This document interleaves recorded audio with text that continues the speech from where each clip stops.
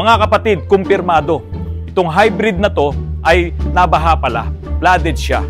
Ngayon, sabi po ng kasa, sabi ng dealership, kapag ka flooded ang isang sasakyan na electric vehicle or hybrid, ay hindi daw sakop yung warranty ng battery.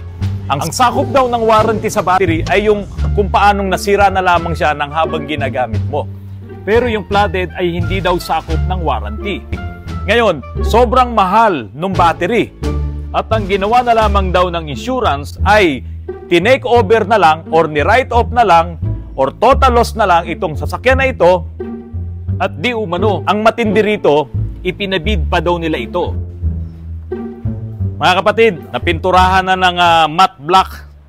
Ayan na siya. Pati yung mga pyesa ng makina, napinturahan na. Ang inihintay ko na lamang dito ay matapos yung body. Ayun oh. Binabody repair pa rin hanggang ngayon. Ilang porsyento pa tayo? Tukayo, ilang porsyento pa yan? O, nasa 50% pa lang kami. Mga kapatid, talagang bulok itong coaching kuba na to. Kaya nga sabi ko sa inyo noon, basura talaga yung nabili ko. Pero mga kapatid, kagabi may vlog ako. Yun yung Toyota na Corolla na hybrid. Na ang sabi po kasi ng may-ari noon, pumunta lang siya sa Japan, pagbalik niya, ayaw nang umistart at sira na yung battery. Ginagamit ito ng may-ari. Tapos, siya ay pumunta ng Japan. 10 araw siyang nawala. Ipinahinga niya, iganarahin niya itong Toyota Corolla. At pagbalik niya, yun na ang malaking problema. Ayaw nang umistart nitong Corolla na hybrid na ito. Bagong-bago, 2023 model. Ngayon, iniskan ko po ito, mga kapatid. At ito po ang ating mga nakuhang problema. Hybrid EV battery control system, circuit voltage below threshold. So, 300016 hybrid battery control system. Ganun din dito. Itong pumula na to, ito confirm na talagang may problema itong baterya nitong hybrid na ito. Wala na raw pong warranty yung battery na yon dahil yun daw po ay naipagawa na sa iba.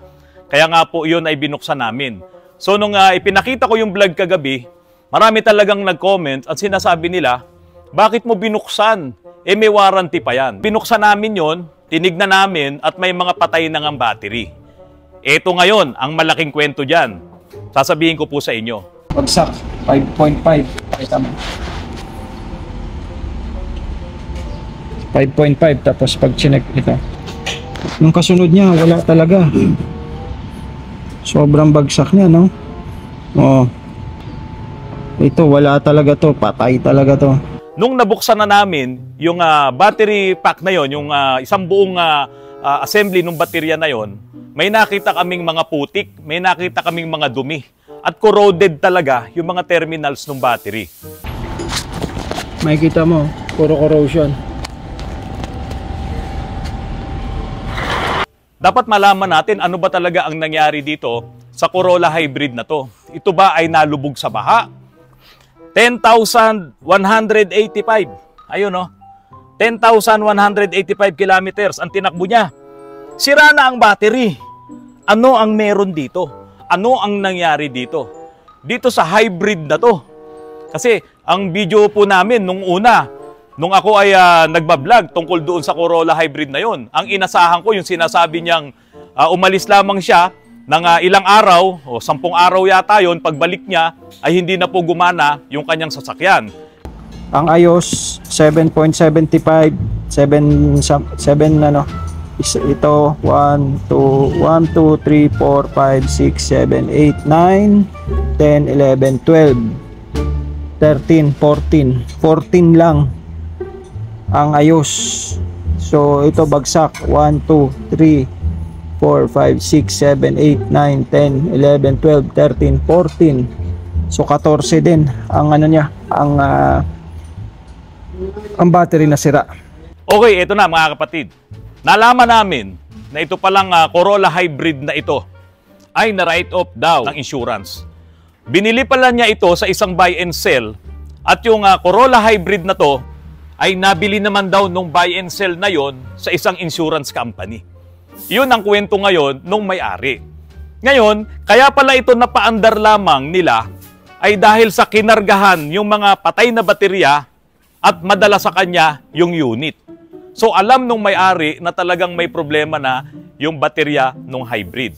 At hindi na to kumakarga talaga ng mataas. Kaya nga, nung ito hindi niya ginamit ng ilang araw, hindi niya na mapa-start dahil talagang totally drained na yung baterya. Ayan ang battery niya, isang bar na lang. Paano makaka-start ng makina yan? Paano niya mapapaikot yung malaking dinamo? Kumpirmado mga kapatid, itong hybrid na to ay nabaha, flooded siya. Nagtagal pala sa kasa to. At according po sa dealership, kapag daw flooded ay hindi po pasok sa warranty yung battery.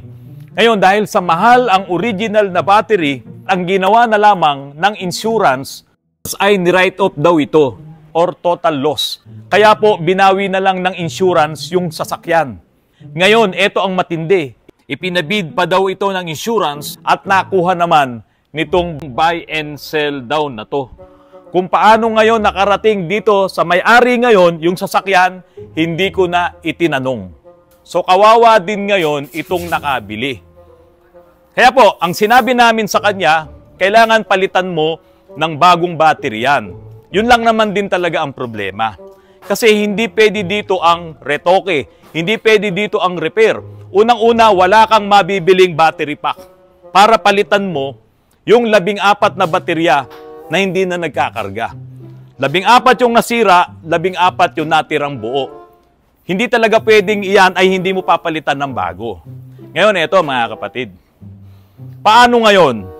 Kung meron pang ibang mga ganyan na buy and seller na mabibilhan mo ng unit na meron na rin palang ganitong problema. Kasi pa mga kapatid, walang bangga yung unit, maganda, mabango yung loob. Kasi po, yung hybrid na yon, yung battery kasi mababa lang, nandun lang sa flooring. So nalubog yon, nabasa yun ng tubig. Hindi siya yung talagang flooded na mataas, na talagang lumubog pati yung makina. Mababa lang, siguro hanggang dito lang, yan. Ito na yung battery. Ngayon, nasira yun, yung battery na yon, at yan ay ni-write off na daw ng insurance. Parang yung mga total wreck. Pag total wreck ang iyong sasakyan, considered write off yon, kukunin na ng insurance yon. Ngayon, ang tanong dito, sana dapat wala ng mga insurance company na magbebenta ng ganyang unit. Kasi hindi mo kontrolado itong bibili sa'yo at ibebenta na naman sa ibang tao na walang kaalam-alam sa mga ganitong sasakyan. Ito ngayon ang issue natin. Paano ngayon ang gagawin mo kung makakabili ka ng write-off, kung makakabili ka ng total loss na? Ipinabibid daw ito ng insurance? Baka galing ito sa buy and sell. So, syempre, ano ang magiging basihan mo? Kung yan pala ay wala nang ang warranty, anong gagawin mo? O, di ba? Kanino ka tatawag? Kung yung nabibili mong hybrid or electric vehicle ay wala na palang warranty kasi yan ay flooded, yan ay nabaha. O, di ba? Siguro itong vlog ko na to ay eye-opener na rin sa ating lahat dahil may makakabili ngayon ng mga hybrid na magandang-maganda, walang bangga, walang tama ang body, pati sa loob, siyempre nilinis na nila yan, pero wala na palang warranty ang battery dahil nalubog na sa baha. O, kapag po kasi halimbawa ang inyong hybrid, ginagamit nyo, nalubog yan sa baha, dadalhin nyo ngayon yan sa kasa. Kung sabihin ng kasa na wala nang warranty yan, ano ngayon ang gagawin mo? Ibebenta mo ba ang iyong hybrid? Kasi malalaman nila yan eh. Gawa nga nung yung mga dumi ay hindi talaga matatanggal doon sa kaloob-looban nung salansan ng mga battery na yan. So ngayon, makakabili ka ngayon, anong gagawin mo? Paano mo malalaman na iyong pala ay wala ng warranty? Siyempre, siguro, tignan mo yung policy ng insurance. Tignan mo rin kung may active siya na insurance na comprehensive. Tignan mo rin, itanong mo rin sa dealership kung ito bang unit na to na may ganitong chassis number ay may warranty pa ang battery. Ngayon, dalhin mo sa kasa. Dalhin nyo doon kayo mag-usap. Kasi mga kapatid, kung katulad nitong hybrid na to ang mabibili mo, na wala na palang warranty ang battery, kawawa ka. Katulad nung nagmamay-ari ngayon. So isang paraan para makita mo naman kung ang isang hybrid na sasakyan ay may problema na ang baterya, kapag ka ginagamit-gamit mo, hindi na talaga makapuno yan ng 100%. So, taon-taon ay nagdi-deteriorate ang battery, bumabagsak yan. Pwedeng sa susunod na taon, 2 taon ay 90% na lang. Or sa susunod na 4 na taon ay 70% na lang. Kasi talaga namang ang baterya ay ganun ang kanyang lifespan. Ganun ang kanyang buhay. Hindi siya palaging 100% kahit sa cellphone mo. Ganyan talaga ang mangyayari. Ngayon, kung makabili ka na ang hybrid mo ay 30% na lang ang kanyang karga or ang electric vehicle mo, umatras ka na kasi ang baterya niyan ay pahina na ng pahina. So, isa po yan. Ngayon, sa isang hybrid pala, natutuhan din natin ngayon, dahil ito pong unit na to na dinala sa amin, hindi na nga umi-start. Ang ganda ng engine, ang ganda ng sasakyan, ang ganda ng unit, nandoon yung battery, pero hindi na siya umi-start kasi 1% na lang yung karga niya. So wala ngayong magpapaikot doon sa motor para mag-start siya. Kasi yung motor ang nagsisilbing starter din. So dalawang motor nito, isang motor at isang generator. Kasi itong unit na to ay naka-ECVT, Electronic Continuously Variable Transmission. So wala kayong makikitang starter. Ngayon, kung wala na yung battery mo, wala nang karga yung battery mo, hindi na talaga start. Kaya nga po, itong hybrid na to ay dinala sa amin para ayusin.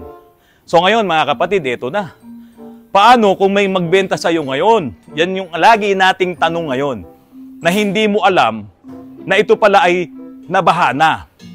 Kung hindi man ito na write-off ng insurance at nasa kanya pa, ginagamit niya, nabahana pala yung battery and eventually masisira yung battery nun, pag dinala mo sa kasa, kapag ka flooded, ang isang sasakyan na electric vehicle or hybrid ay hindi daw sakop yung warranty ng battery. Kaya naman pala, 11,000 lang ang tinakbo nitong hybrid na to ay bumigay na ang baterya dahil nga po ito ay nabaha. Ngayon, uulitin ko po, mag-ingat kayo na bumili ng mga hybrid na electric vehicle. Kasi kung yan ay binenta, nakakaunti lang ang tinakbo at sa murang halaga, baka nga iyan ay katulad nitong isang hybrid na to na ginagawa namin. So, itong hybrid na to, wala namang problema ang kanyang internal combustion engine. The rest of the electricals ay walang problema. Yun lang talagang baterya. Ngayon, sabi ko, hindi kami papayag na i-repair yung mga baterya mo dahil wala ka namang mabibiling battery packs. Talagang dito ay bibili ka ng buong baterya na original na para dyan sa Corolla Hybrid.